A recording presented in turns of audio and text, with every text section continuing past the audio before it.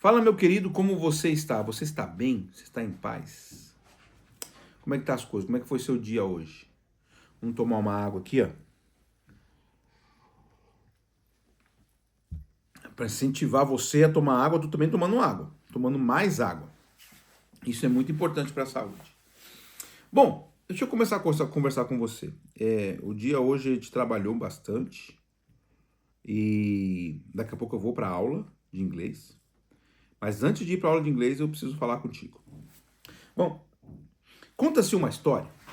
Essa história eu dei uma pesquisada, não tem um autor específico, é uma alegoria, né? É uma metáfora, mas ela ensina bem, ela ajuda a gente a entender algumas coisas, né?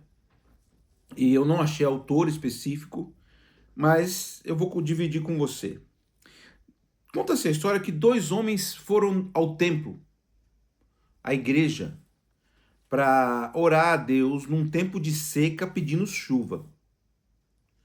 E os dois ficaram orando ali, só que um deles falou assim: eu vou levantar. O outro continuou orando no templo.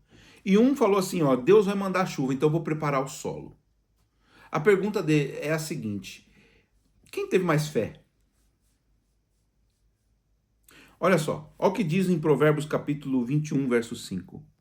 Os planos do diligente tendem à abundância, mas a pressa excessiva à pobreza. Então, trabalhar diligentemente, não ter pressa, mas trabalhar diligentemente assim, ó. Diligentemente é todo dia. Se dedicar de maneira organizada, direcionada, tem um objetivo específico. Então, se você traça um objetivo, você trabalhar para que aquele objetivo aconteça. Entendeu? É isso. Então, eu lembro que vou te contar como é que foi uma parte da minha vida. Eu lembro que eu tinha acabado de entrar numa empresa de transporte público lá na Zona Sul de São Paulo.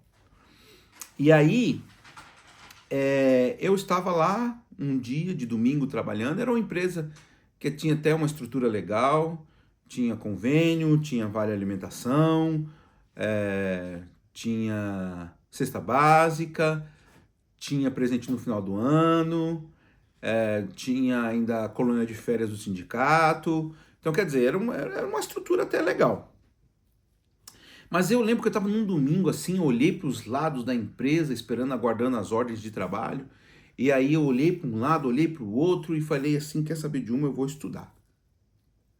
Porque eu acreditava que se eu estudasse, né, muito por influência da minha mãe, aliás, minha mãe que sempre colocou isso na cabeça da gente, né? Minha mãe falava o tempo todo, estuda, estuda, estuda, estuda, estuda, quem estuda Deus ajuda. Era uma fala da minha mãe. E aí, eu com isso na cabeça, falei assim, quer saber de uma, eu vou estudar. Porque se eu ficasse na empresa, até que seria razoável, mas não alcançaria o objetivo que eu queria para minha vida. E eu falei, vou estudar. E aí eu comecei a me mexer de um lado, me mexer do outro, me mexer do outro. E aí aconteceu a primeira bênção. Porque eu fui mexendo assim, fui procurando o curso, vendo a localidade, vendo os custos, e eu não tinha dinheiro suficiente, né? Eu não tinha dinheiro para fazer as duas coisas, cuidar de casa e estudar. Aí acontece a primeira bênção. A minha irmã, ela consegue um benefício que seria para ela no sindicato dela e reverte para mim. E ainda pagou o resto. Então foram 4 anos de faculdade. Deus me abençoando. Peraí, Wesley, mas que sorte foi essa, hein? Filho. Porque você se mexe em torno de um objetivo, você trabalha e Deus ajuda. E Deus ajudou a minha irmã, abençoou a minha irmã, abençoou a minha mãe, e aí me abençoaram.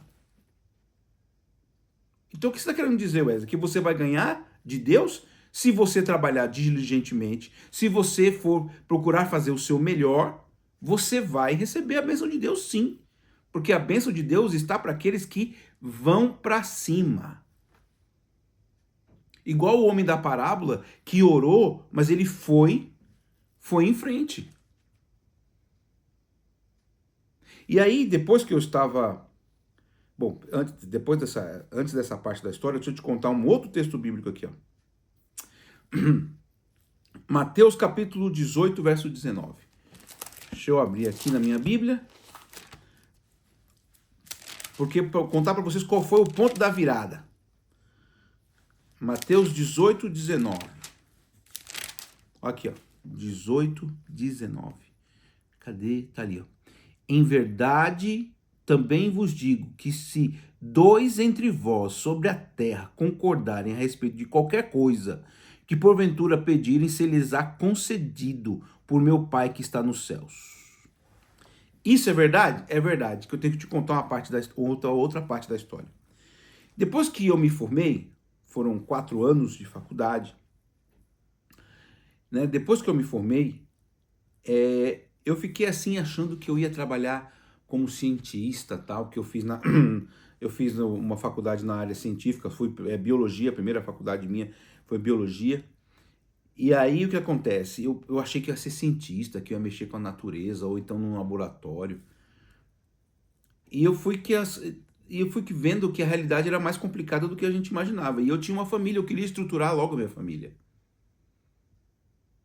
Eu falo pra você uma coisa, eu ficava aflito com isso, até chorava, escondido. Minha esposa tá ouvindo isso agora. Que muitas vezes eu chorei escondido, querendo organizar a vida e parece que não ia. Mas lembra daquelas coisas que eu falei pra você, que Deus pega os seus talentos e transforma em bênção na tua vida? Bom,